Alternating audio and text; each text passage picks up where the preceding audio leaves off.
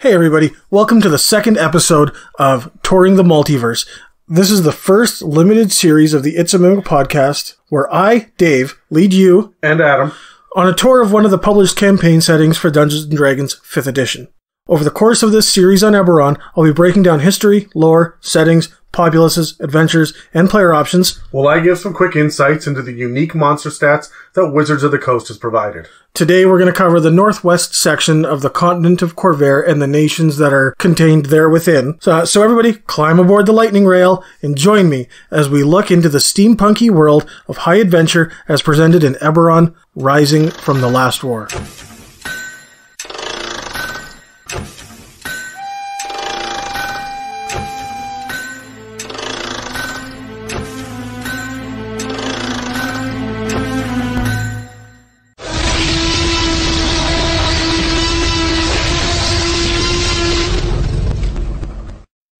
Just 1 century ago, the kingdom of Galifar spanned most of Khorvaire. Of course, we never tamed the lands beyond the Grey Wall Mountains or the jungles of the east. Nevertheless, it was impressive, this kingdom of humanities. Now I look at the map of Khorvaire with a touch of despair. Galifar lies shattered, the 5 nations irreparably divided. So many new realms claim sovereignty, kingdoms of elves and goblins. And what of this nation of monsters called Drome? Can it last? Or will another war fracture us further? Should I dwell on such things when the morning might simply consume us all? Gods, how I fear the future. I wanted to start this as a quote from someone that lives in Khorvaire. His name is Lyrian Das, and he is a scholar at the Moorgrave Institute.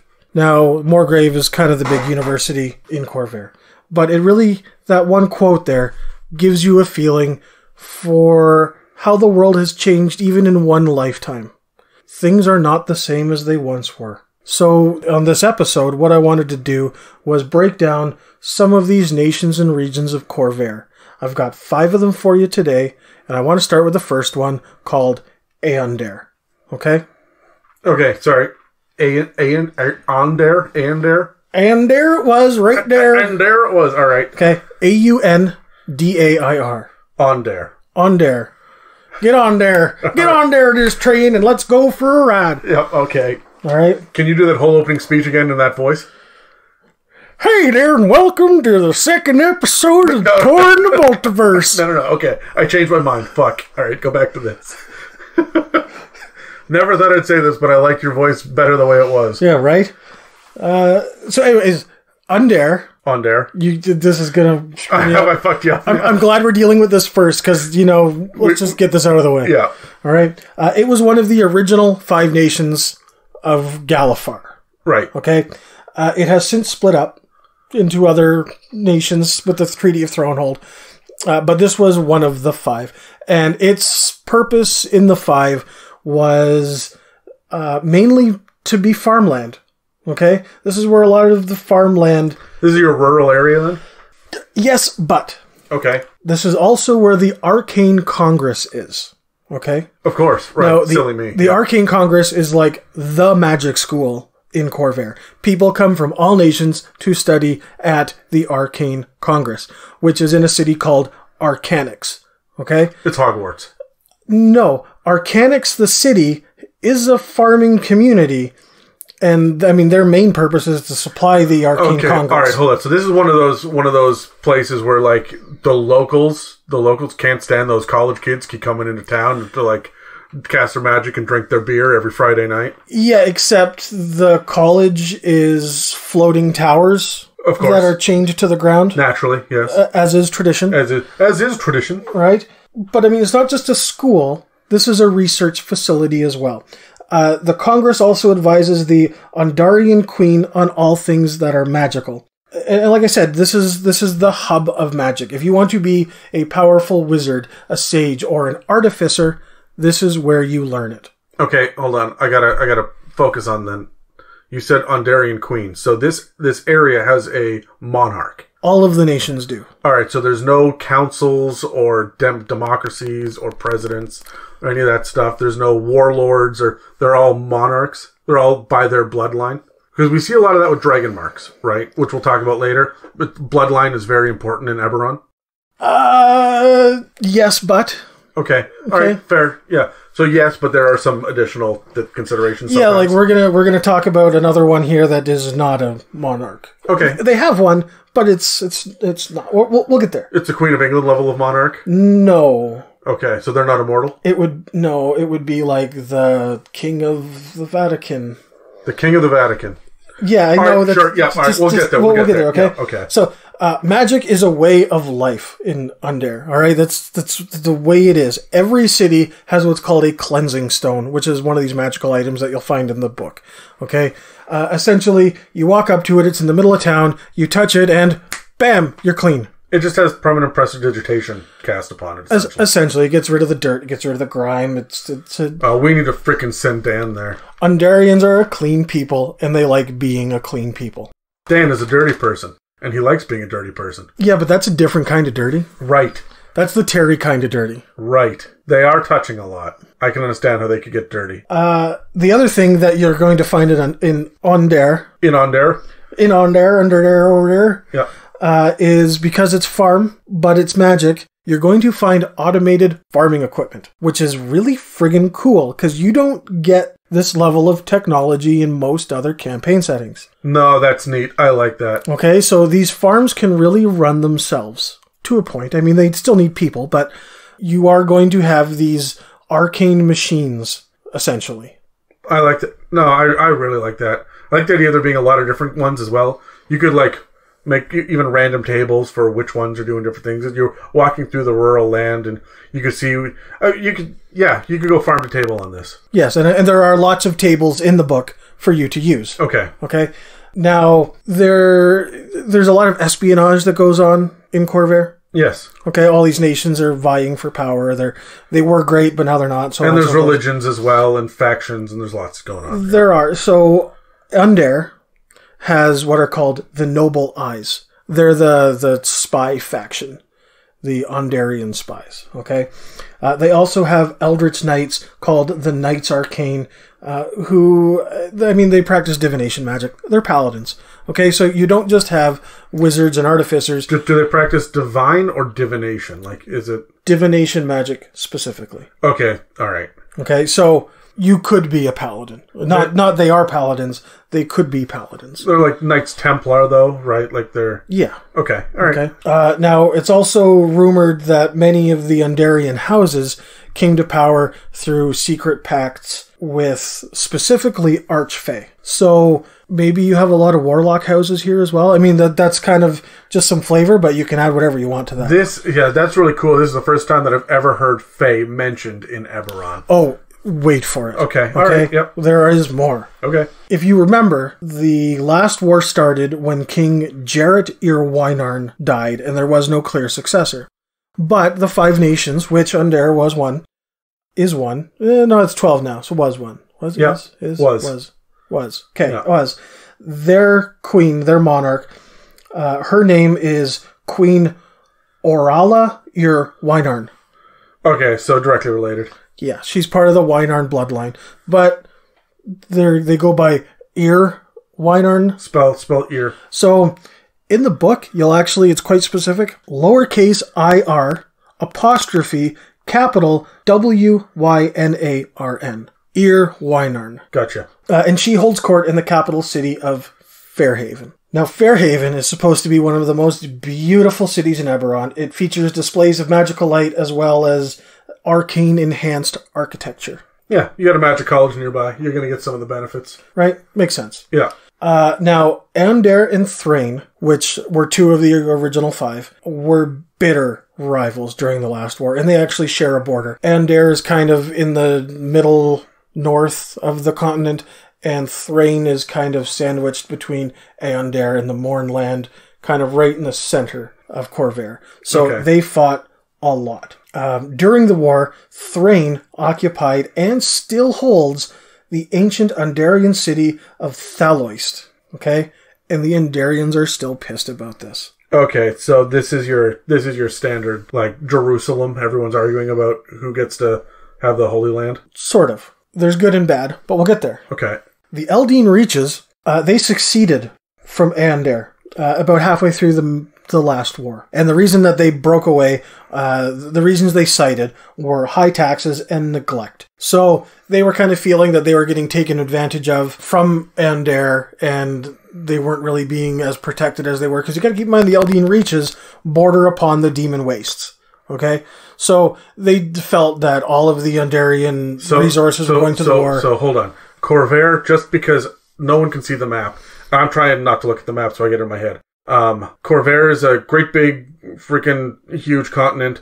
Aundair is at the top of it, almost in the center, and then just west of it, so to the left, is the Eldeen Reaches, and it's kind of like a bigger area. Yeah, the Eldeen Reaches are mainly farmland and forest, okay? We'll get into the Eldeen Reaches here in a little bit, and we're going to cover But that on today. the other side of that is the Demon Wastes. Correct, and that's Okay. and then past that's the ocean, right? Like that's Okay, where so it Demon is. Wastes are on the edge of the continent, and Aundair is supposed to protect the Eldeen Reaches. Well, it was part of Aundair until they seceded because Aundair was focusing their fight with Thrane, which is just southwest. Sure. Yeah, okay. And of course, the Eldeen Reaches separating really pissed off the Undarians. This is their land. They want it back, okay? Yeah. But the Treaty of Thronehold was signed. So they're kind of forced to live with what's happened. Sure. They don't like it, but it's happened. You look at Aundair, they've got problems brewing in the southwest and the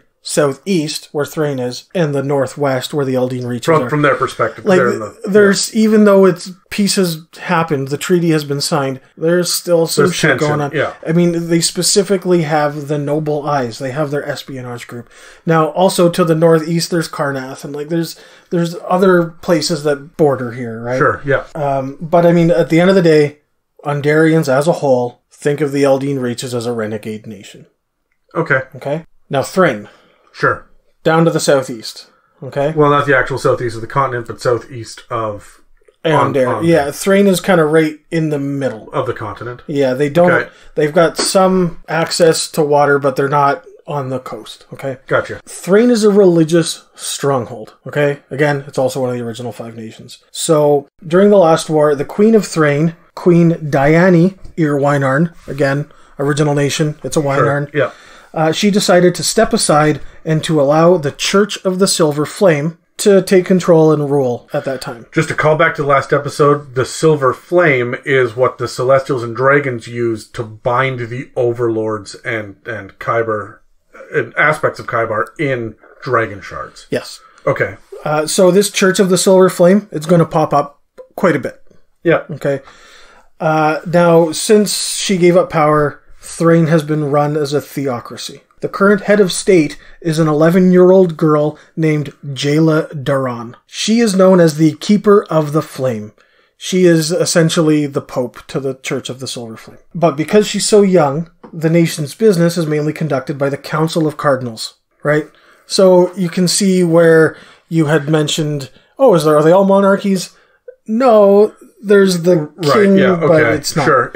I like the level of complication here because you can do a straight up radically different D&D level story here that you're not going to get out of Forgotten Realms. Yeah, and you don't even have to leave Thrane to do it. You don't even have to leave Aundair to do it. You can do it all in the Eldeen Reaches. You can do it all in the Lazar Principalities. Yeah, each one is radically different, which is loads of fun. Yeah. Or you can use the crazy airships, lightning rails to get around and blah, blah, blah, right? Yeah. Anyways, back to Thrane. So magic and faith, as I'm sure you've noticed, are a large part of daily life. The Church of the Silver Flame is a militant faith. They have an army. Oh, good. That has never gone poorly for anyone ever. Yeah, this actually has worked out fairly well for the citizens of Thrane because it means that most of the cities are built around strongly fortified churches. The idea of the Undarians attack, for instance, everybody goes into the giant fortified church. It actually works out quite well for the people. It's not so bad. The queen stepping aside to allow the church rule. It's worked out all right. It's not so bad. Okay. That must make her popular. With some. Now, I mean, not everybody in Thrane follows the Church of the Silver Flame. Sure. Right? But regardless, they're there. They're big. And their heart, their spiritual heart of Thrane is their capital city, which is called Flamekeep. It's a massive fortress of a city. So I gotta ask, did she step aside and let, while this 11-year-old would have been in power, did she knowingly put her child in power? Or does it get into that at all? Like, was it ancestors or the previous Keeper of the Flame or whatever it was? So, Thrane has always been a religious stronghold. Yeah. Okay? And she stepped aside halfway through. The war happened, and she decided that she wasn't doing a good job and stepped aside and let the militant faith... And the faith then chose an 11-year-old. She didn't say, everybody follow this child. The kid's 11. Yeah. She gave it up halfway through the 100-year war. Would not even have been alive. Gotcha. This is the next all right. Keeper of the Flame. So she's elderly then. Yeah, I would imagine, yeah. Okay. But I mean, think of the Keeper as like the Dalai Lama, right? When one dies, the next one arrives. This one happens to be an 11-year-old girl. Cool. All right. Okay. And this Keeper of the Flame lives in Flamekeep, and that's where the Council of Cardinals meet, right? That is the most, like, I understand that, and we see this in fantasy all the time, but that shit drives me nuts. The Keeper of the Flame lives in Flamekeep. That's like, Adam's house is House Adam. Like, fuck off. Yeah, you're... Look, I get it. I understand it, and let's not complicate it with too many nonsense words. We need to be pretty straightforward. I'm fine with it, but, God, that just drives me nuts. I hear you. You're not wrong. So, another little bit of history here, or geography, not history. Out right in the middle of the continent, there is a big body of water that comes down into the middle of the continent, okay? And it is called Scions Sound. Now, is this kind of like Hudson's Bay coming down to North America? No, this is very narrow and long. So it's like an Amazon River almost? Yeah, but Scions Sound is the big area. Like, there's areas in it. At one point, it kind of branches off into 4 different directions, and right in the middle is an island, and that island is Thronehold. Don't worry, we'll get there. But this is a massive river. This is not something that you just... Yeah, you don't swim across this. This probably not. This is the English Channel. Okay, all right, there we go. Okay. We're talking ferries, not bridges. Yeah. Gotcha. So, but you have to know that because the next... major landmark in Thrane is the city of Shadukar. Okay? Not to be confused with Shadukar, which are kind of elves from the freaking Shadow Belt. Yes. Right. Correct. So sorry, say it again. Shadukar. Okay? Now, Shadukar was known as the Jewel of the Sound. That's why it was important to know the Scions Sound. Okay? Sure. This was the beautiful city on the bank of the giant body of water. Okay? Yeah. And this thing does look like a huge-ass river, right? Yeah, and remember where I said we're kind of split 4 ways? Yeah. So, to the southwest is Thrane, to the southeast is the Mournland, to the northeast is Carnath, and to the northwest is Aundair, except for that city that Thrane had taken from... their ancestral city that... Ancient city that they had taken and they went back. So that's on the northwest as well. Okay. But, so you kind of got a good... And right in the smack dab in the middle is Thronehold, okay? Yeah. So you need to know that that's how it works. Because this city is now in ruins. And that was because the invading forces from Carnath during the last war, which, by the way, Carnath was another of the original 5 nations. Sure. They came in to Shadukar and, I mean, they fucked it up. They smashed up the place? They did. But when they left, they didn't take their people with them. The thing that you need to know that's relevant here is that the Carnathi, used the undead as soldiers. Oh, no.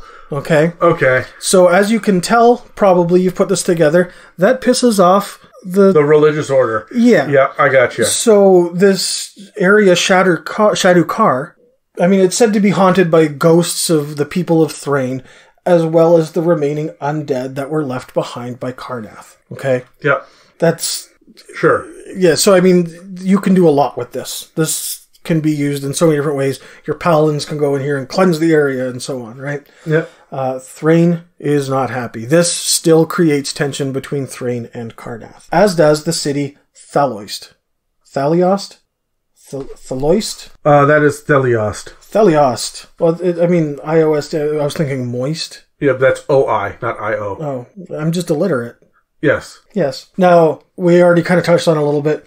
It was seized from Aundair during the last war. The people that live there are still, they were born Undarians, and they're not really happy about this occupation. However, because the Church of the Silver Flame is a religion There are followers of the faith from Aundair who flock to this area to kind of be closer to God. I like the dichotomy of that. That's going to be an interesting thing for players to have to deal with. Yeah, so you've got a lot of Undarian sympathizers that work for the people of Thrane, but you also have the difference between them. The last thing that's really important about Thrane is that they have a large feeling of disdain for other people. Like I said, the Carnathi use the undead. So normally when something goes wrong, the people of Thrane are quick to blame the Carnathi. Would you say they're racist? Okay, look. I'm going back to the Overlord that I was talking about last time, who was like in the hearts of everyone who doesn't like a different peoples, right? And like, I think that's where this comes from, the strife between nations. Yeah, the regionists. Yeah, okay, not racist necessarily, but nationalists. Yeah. Okay. And I mean, these decades of theocratic rule have really turned them into a solid community that really has them kind of looking over their shoulders at all time. They've really kind of become paranoid of other people coming in. Yeah. You're allowed to, but they don't like it. Yeah. Any questions? No, that seems pretty straightforward. I like the council. It seems a little crazy. I like that there's a nationalist little girl that runs it. That's weird. So she's just a figurehead. She doesn't do anything. No, I know, but that's fun and weird. Or does she? No, probably not. No, probably not. Okay. All right. So we've discussed Thrane and Aundair. Let's go to the Eldeen Reaches. Okay. The other side of Aundair. The other side, yeah. So these are in the northwest region. So the Eldeen Reaches were the agricultural heart of Aundair. Okay.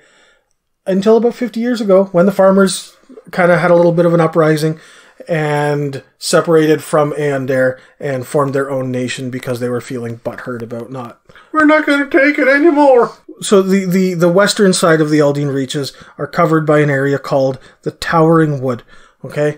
Yeah, it is. Yeah. Now, the Towering Wood is a big, giant forest, okay? And someone needs to cut that back a bit then. So the people that were feeling slighted joined up with the people that live in the Towering Wood. And basically most of them are druidic circles. Okay. Okay, so this is where you're going to get your druids from. Sure. So we did Aundair, that's where you get your mages and stuff. Thrane's where you get your paladins. The Eldeen Reaches is where you're going to get rangers and druids. Gotcha. Okay. So the biggest druidic circle, the Warden of the Woods, they kind of came down and took the people of Aundair that were forgotten under their wing and helped them. Now, the Towering Woods also, because they're a part of the Eldeen Reaches, they're what actually borders the Demon Wastes. You don't hear a lot of druid versus demon. Everybody thinks cleric, but I like that it's still divine magic. You're not necessarily going to. Oh. Okay? You will, but not. You don't have to. It's not that embedded into the story. Okay. Now, like I said, the Eldeen Reaches were cemented as a nation through the Treaty of Thronehold. The Undarians try to take it back. They think it's theirs. But, I mean, this just creates little occasional border skirmishes, but nothing real, okay? Sure. The Towering Wood is just a vast, untamed forest, okay? There aren't cities, per se, but there are areas where people gather. Now... Like Entmoot? Yes. Actually, we're going to get into that in a minute. Oh, fuck. So this also isn't just a place for druids and rangers, but this is also where you're going to find shifters, which is our first real mention of one of the new races in Eberron. Shifters are a wild creature. These are very much wild lands, okay? Now, of course, as most of you know, druids are a spiritual people. The leader of their spiritualness... Spirituality? Is that the word you're looking for? No, I'm going to go with spiritualness. Gotcha. Okay? Yeah. The spiritual leader of the Eldeen Reaches is the great druid Oleon.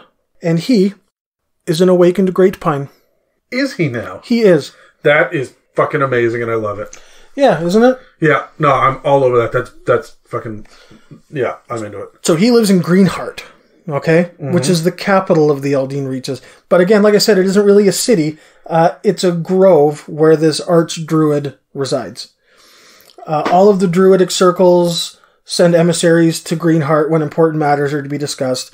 But, I mean, he's really just kind of there on his own. This is, like you said, the Entmoot. This is an area but it happens to be the capital as well. Make sense? Yep. So the unexplored forests, because there's lots of them in here, are said to house relics from an age that has been long forgotten. Okay? There are demonic artifacts, and rumor has the Delkir. Wow, okay. Now the Delkir, again, these are the Lords of Madness. These are aberration superpowers. These guys are above tier 4 play. Yeah, so you were going to find them in an area of forest. Let's keep the giggles down. Oh. Called the Gloaming. Cool. Okay? Now, this is a region, I'm just going to say it, of the Towering Woods that has a strong tie to the sinister plane of Mabar. Okay? Now, this is... sinister plane of Mabar. Let's go to Mabar. Yep. It's under there. Yeah. If you want to see a Towering Wood, I'll show you my bar. Jesus Christ. But so this is the first one of the other planes that we've come across. And again, these are supposed to be linked to each other, so maybe there's portals that go between them. I don't know. You decide. But I decide yes. The idea is that this area, the Gloaming, it's filled with negative energy, undead, and other primal creatures. This feels like a link to the Shadowfell. It could be. But let me tell you about the other part of the Towering Wood, the base. No, I'm kidding.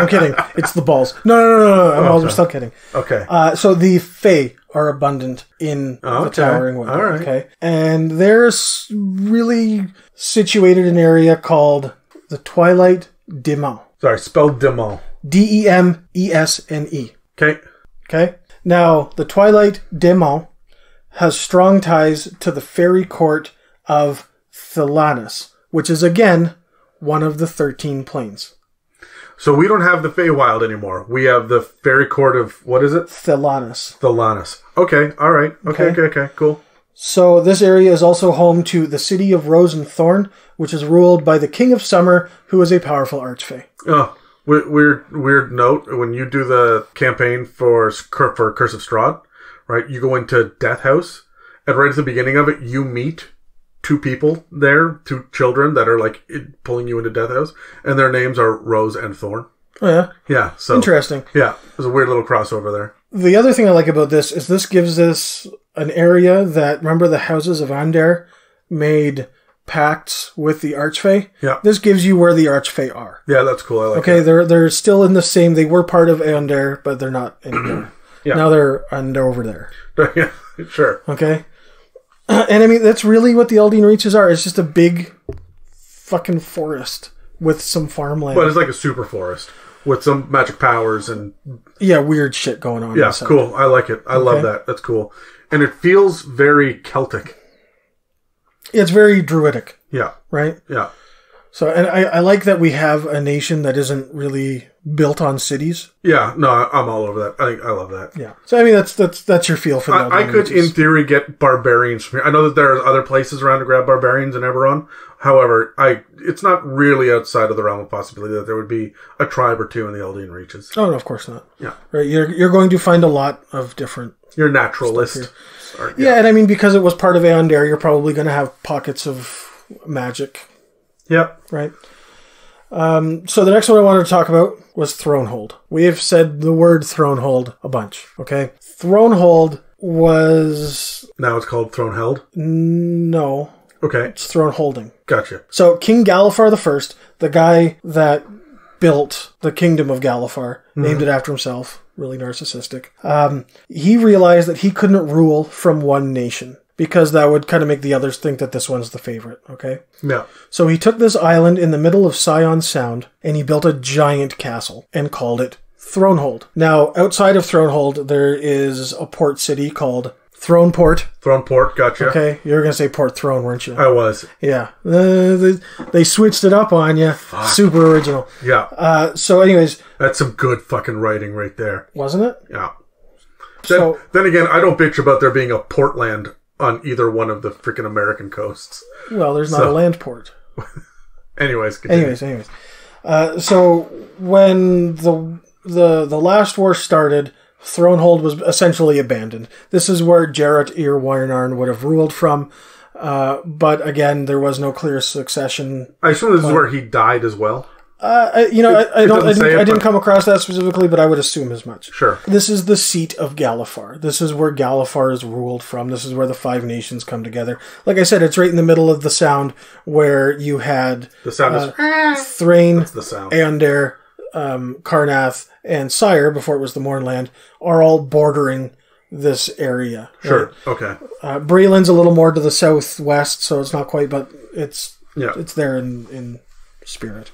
Or when Jarrod died, the throne was vacated, and this let... So now we're going to bring up one of the houses, okay? House Deneath, they left guards to protect the castle, and they are known as the Throne Wardens. Sure. Okay? We're going to get into the houses later. Okay? Yeah. But they're the ones that are protecting this stronghold. And they don't let people in, okay? Thronehold is closed. The treaty has been signed. It's done. There are the Throne Wardens looking after it, and that's it. There's no one actually occupying it. Just the Wardens. Why? No one knows. Nobody knows. Plot hook. Right? There you go. Now, there is the port city of Throneport, right on the island with them. And when... I'm pretty sure they're still trying to clear the king's browser history, and that's what the problem is here. So Throneport, it's a kind of hotbed for crime, dissidents, spies, and mercenaries. This is where the shitty people of Khorvaire congregate. The monarch died. This is an area that wasn't governed by one nation, so it's kind of it's a free-for-all. The Throne Wardens are there. So Throneport has kind of turned into, like I said, a hotbed of espionage, essentially. The treaty, though, of Thronehold solidified the port as a multinational capital. You with me? Yeah. So it used to be for shitty smugglers and dissidents and so on, but now this is the place. It's the neutral ground where everybody can meet. So you got shitty people and neutral ground. So again, the espionage is just running wild here. Yeah, okay. It's crazy. There's a lot of espionage in Eberron, so I'm glad that it's not just the one nation. It's not just Aundair. There are places around. You're going to get into shit. This is Casablanca. Sure, yeah. Yeah, okay. Now, the city is under control of a coalition of forces, and they are from the Four Nations: Aundair, Breland, Karnath, and Thrane. All they're missing is Sire from the original 5, but as you know. Yeah, we're in mourning. Yeah. And that's really all they give you about Thronehold. Sure, I like that. That opens it up to a lot of roguey shit going on there as well. Yeah, that's a great idea. Yeah. Some scoundrels. Who you calling scruffy looking? You. Oh. The last one that I want to deal with today was up on the northwest side of the continent, and that is the Demon Wastes. Mm-hmm. Okay? Now... That's what happens after you eat Taco Bell. Oof. Oof. Oof. So, the Demon Wastes are separated from, I'll just say it for you again here, Adam, the Towering Wood and the Eldeen Reaches by the Icehorn Mountains, Shadow Crags, and the Stone Cage. Okay? So, there is a large natural barrier that separates the Demon Wastes from the rest of Khorvaire. In addition to these natural barriers, there are also magical barriers that have extremely strong wardings that keep the fiends here. Now, is this from Aundair? They put these up, or is this like Ancient. Eberron? Okay. Remember the demons and the aberrations came and took over the Goblin Kingdom? Yeah, and the it dragons got pushed back. Okay, so dragons and celestials put this up. No, they defeated the overlords. Right. Okay? And then there was the Goblin Empire, which was taken over by Mind Flayers and other aberrations, and they got pushed back. And now we've got Galifar. So I would imagine, I don't want to speculate too much, but King Galifar may have united the people to push them back and created all the strong wardings to keep the demons here. This could also probably be your physical location to get down into the Underdark. Yeah, okay, that makes a certain amount of sense as well. It doesn't have to be. But it's kind of built into it a little bit. Yeah. It's strongly implied. It makes the most sense. Okay? However, there is one way to get out of the Demon Wastes and into the rest of Khorvaire, and that is through the Labyrinth. Ooh. Okay? Now, the Labyrinth is exactly what it sounds like. A maze. Here comes the Minotaur. Man, is a corn maze supposed to be a play on maize, corn, and corn being maize in Yes. Is that... I just put that together. Did you just put that together? Dave, we literally built a corn maze once. Yeah, I know. We literally took corn to a haunted event and built a corn maze with corn stalks. It was so rotten by week 2. Oh my god, it was outdoors and it just rained the whole fucking time. But this is the first time I heard that joke. That was 2008, and you're just cluing in now. Oh my god, I'm disappointed in myself. As you should. Anyways, this labyrinth. It is guarded by an ancient order of orcs. Fucking okay. What? Okay. Alright. And they are called the Gashkala. They're Klingons. The Gashkala. Gashkala. Yeah. Ooh, I'll have a crab juice. Yeah. Yeah.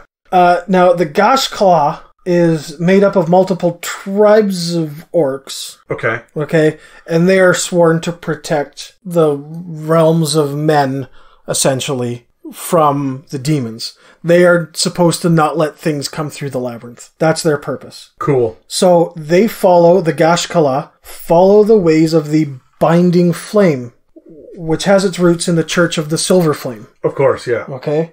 Now, again, like we said, thousands of years ago, Khorvaire was ruled by fiends, and the demon wastes held the seats of power for many of the most powerful archfiends.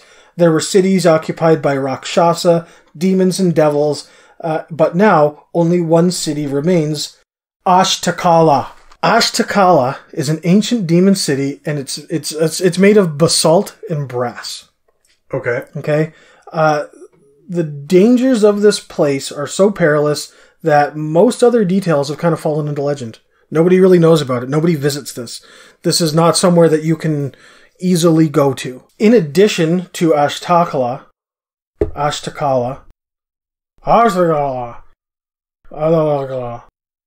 in addition, there are various portals that also lead to demi-planes that are kind of sprinkled around. Yeah, okay. No, that just tracks with Dungeons and Dragons. It's not like you have your 13 planes of existence. Then, I don't know, demi-planes. So we can just tell stories over here, too. Yeah, but there's just random portals, like, order demi-plane A. Yeah, right? Well, that just sounds like just chaos, right? Which is... That's what the demon wastes are. Yeah. Honestly, when I was reading about the demon wastes, I was thinking a lot of Avernus. Yeah. Yeah, that tracks. That makes a lot of sense. You could pervert it. I know that the infernal machines are devils and diabolical magic. Devils are here too. Oh, it's all fiends. It's devils and demons and everything. They just call it the demon wastes. Okay, no, cool. All right. Yeah, that's cool. So I like that. I feel like you could have these infernal machines running around on soul coins. Absolutely. And it makes perfect sense in the steampunky realm of Eberron. Make it your own. Yeah, cool. Okay. You're also likely to run across Carrion Tribes. These are essentially tribes of adventurers who were twisted by the evil in the realm and put into service by one of the archfiends. Oh, I thought they were just keeping common carrion on. I know. No, okay. You're wrong. Now, the 12, or 13 if you want to get technical, nations of Khorvaire have ventured into the Demon Wastes. You can sail there, okay? House Tharashk, okay, one of the other houses. These are dragon mark houses. Yeah. We'll get to that later. Just for context. We've already talked about House Deneath. This is another one. Okay. House Tharashk, they have set up a port in the south of the Demon Wastes, and they're there in hope of extracting the dragon shards out of the region. Okay. Okay? The idea is that this city has lasted for an unusually long time, and nobody really knows why it's still able to stay there. Now, is it standing or is it magical? Like there's a populace, or is it just like a big abandoned city? No, it's a port city. Like, this is where ships come in. It's called Blood Crescent. Okay, of course it is. But I mean, there are people that live there. Like the house sends their agents there to extract dragon shards from the land and ship them back to Khorvaire. Yeah. Right? To the rest of Khorvaire. Now, a lot of people think that the city is going to be doomed, much like the city in the north. Okay? Now, the city on the north part of the Demon Wastes, where Khorvairians, where they settled in the north, is a city, but now it just kind of goes by the name of Desolate. Oh, good. Yes. Yeah, this is where we want a vacation in the summer with the children. No, probably not. It would probably be short-lived. Now, it has been settled 3 times. Okay?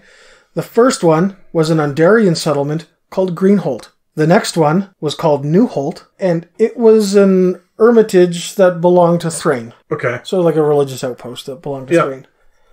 Lastly, it came under the control of House Lyrandar, which is another one of the houses, and it was called Kaimar's Folly. There's not a lot that's known about this, what's now called Desolate, except for all 3 times it was settled, it had the same fate. The people simply vanished. Overnight, in one night, all of the people in the city disappeared, leaving all of their possessions behind. So this is kind of the Roanoke colony, right? Exactly. Cool. Times 3. Times 3.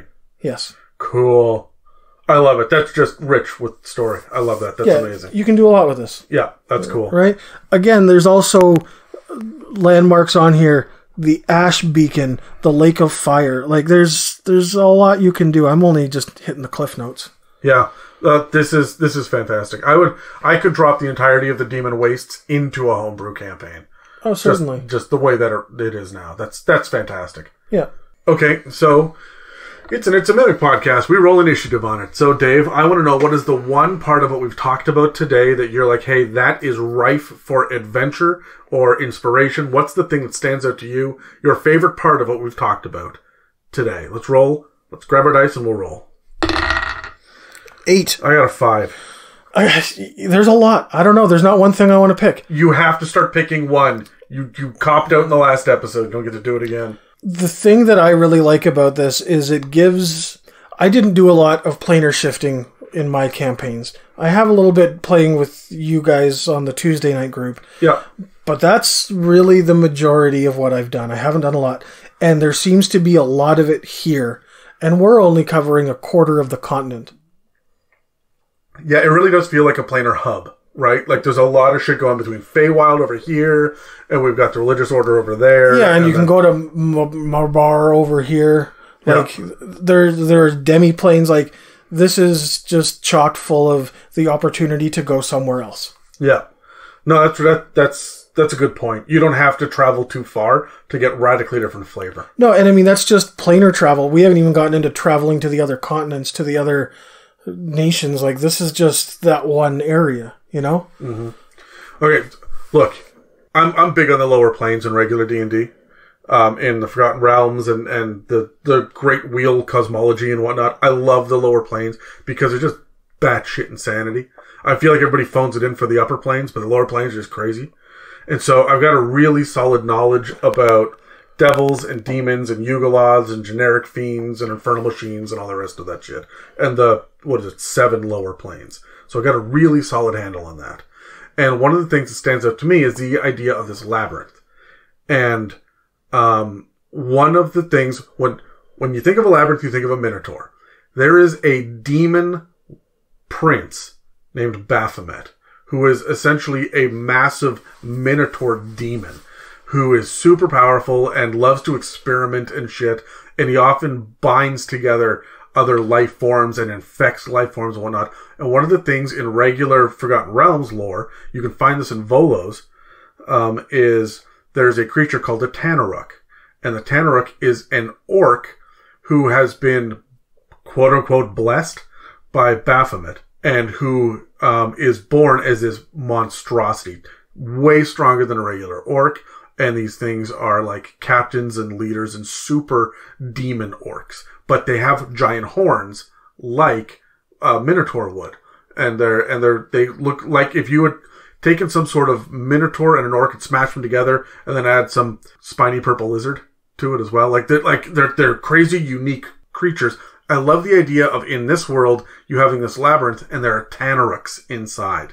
And the orcs themselves have perverted the demonic nature from the demon wastes and created these creatures through their own sciences and whatever, right? And I like the idea of you still being able to adapt. That's the thing that stood out to me. You said there's a labyrinth and orcs are in charge of it. I went, well, holy shit, there's got to be Tanaruks running around all over the place in there. I think that would be a really, really cool set piece, especially because they're lawful in this. Yeah, I mean... Why? They're guardians, right? To keep the mortal realms safe. The thing that I really like about, not just Khorvaire, but Eberron in general, is it takes the original Forgotten Realms and it makes it different. So you don't need... Your alignment chart anymore doesn't really make sense. It's not that. It's you don't need the stuff from the other campaign settings in order to make this work. It's good to do it. Make it fresh. Do your own. Make it work for you and your guys. But you don't have to. It is completely self-contained if you want it to be. Yeah, and I just think it's a lot of fun. And I like the fact that there's already kind of a monster built specifically for something like this. It just takes a little bit of reflavoring and maybe a little bit of unique additional storytelling. So that's the thing that stood out to me. Yeah, you're right. I mean, you take something that already does exist in the Forgotten Realm side of things, and this actually has a home for it now, where it may not have. No, they were just things. Yeah, they were just things that sometimes orcs make pacts with demons because they're not smart. Yeah, no, it makes sense to me. Okay, so at the end of each one of these episodes, I want to touch on one unique monster stat block that I found really interesting. And for this one, I really wanted to touch on, you said the Fae? Yep. And I went, oh shit, well, we get a new hag in Eberron. And it's called the Dusk Hag. And I absolutely love it because their skin is red, their fingernails and toenails are long claws, but they've got these horns that are coming back and sweeping back. They look closer to the night hag than anything else, but they've got eyes that burn like hot coals. They see visions of the future in their dreams, and their dark magic allows them to influence the dreams of others. So they're sending messages or inflicting nightmares with merely a touch. And I think that that's badass. Tales talk of ambitious wizards, frantic monarchs, desperate heroes undertaking quests or making bargains with a Dusk Hag in exchange for prophecies and visions of the future. And I'm sitting here thinking of Thronehold and what's in there. I love the idea of them protecting a hag that made a deal. Yeah, and kind of lives in the dungeon underneath. Yeah, they enjoy causing strife. So, I like the idea of this hag is super powerful and maybe killed King Galif. The king that died that started the war? Yeah. Jarrett Irwinarn. Galifar was the first one. That's why the kingdom was Galifar. Right, okay. So I like the idea of her being involved in his death somehow, and that creating this massive war, and she just freaking loves it. You get a whole whack of prophecies. There's a D10 table, and they're all really crazy, open to your own interpretation. For example, doom falls on the peacock and the sparrow alike. Best be a raven. Naturally. And stuff like, if you see two crows, turn back. Beyond is death. And I really like these really vague prophecies that a DM can play with. But they've got a really fun stat block, too. Challenge rating 6, which is more powerful than some of the others. They're medium creatures, obviously neutral evil. Their AC is 17, and they've got a decent amount of hit points, 15d8 plus 15. Their speed is 30 feet. Their dex is a little bit above average. Strength and con is nothing to write home about. But their intelligence, wisdom, and charisma are all high. They've got decent saving throws. Their skills are deception, insight, and perception. So, you're dealing with a diviner. That makes a certain amount of sense. They can't be blinded, charmed, or frightened. They have blind sight up to 60 feet. And passive perception is 16. They speak common, interestingly enough, giant, and infernal. That's Eberron flavor right there for you. Why giant? Because of Zendrix. Well, yeah, but why does Zendrick... why would a Dusk Hag... What was the last language they speak? Infernal. Okay, so when the overlords or the army of aberrations that took over Khorvaire, I'm assuming Dusk Hags were probably part of that.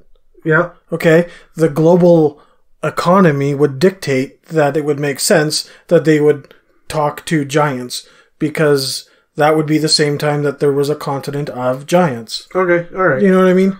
Yeah, it's just weird. I didn't think that the giant and hag, they tend not to go hand in hand. This is a unique one to me. Well, it's Eberron. Yeah, it's Eberron.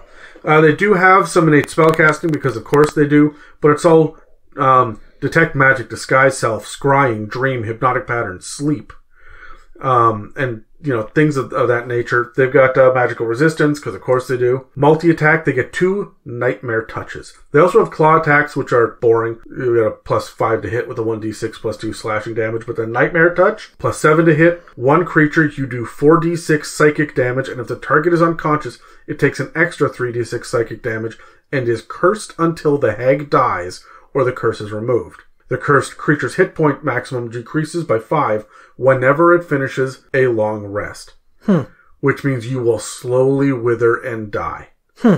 This hag, to me, runs in, touches everyone in the party, and then poofs, disappears and is gone. Yeah. That's scary. That's messed up. Also, they have a reaction called Dream Eater, which is fun. Cool. When an unconscious creature the hag can see within 30 feet of her regains consciousness, the hag can force the creature to make a DC 15 wisdom saving throw, so pretty good. Unless the save succeeds, the creature takes 2d10 psychic damage, and the hag regains hit points equal to the amount of damage taken. So, in my head, when you wake up, she reaches out and tries to steal or eat whatever it was that you were dreaming about.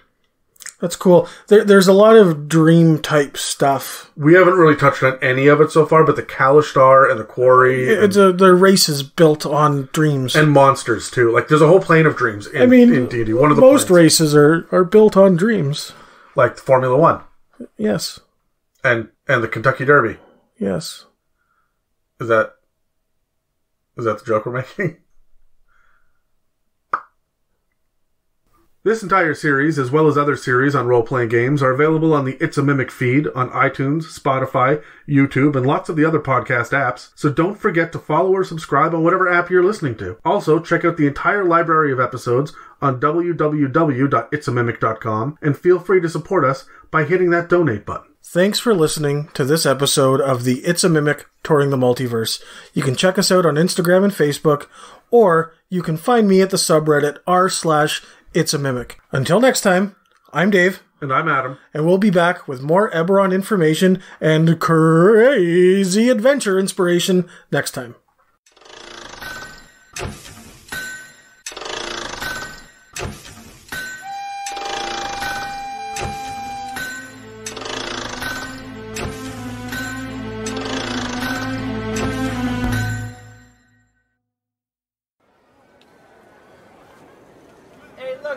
Man can't take your money if you already spent it here. Come on down, spend some money, get some deals, get some smiles. We're all happy here. Come on down to Jed's Magnificent Mentor.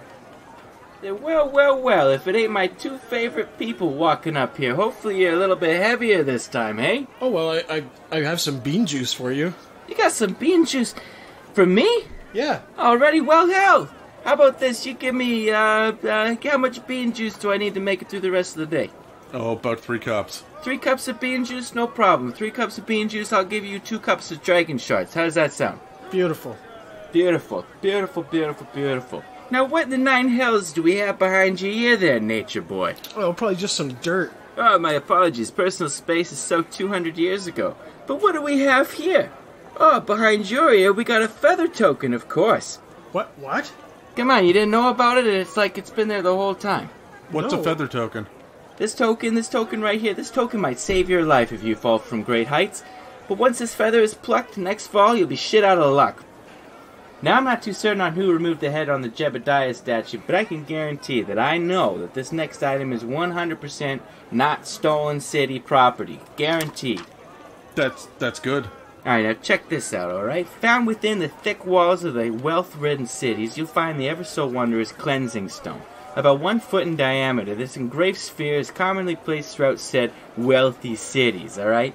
Commonly found in plazas, squares, or high-end Galanda inns.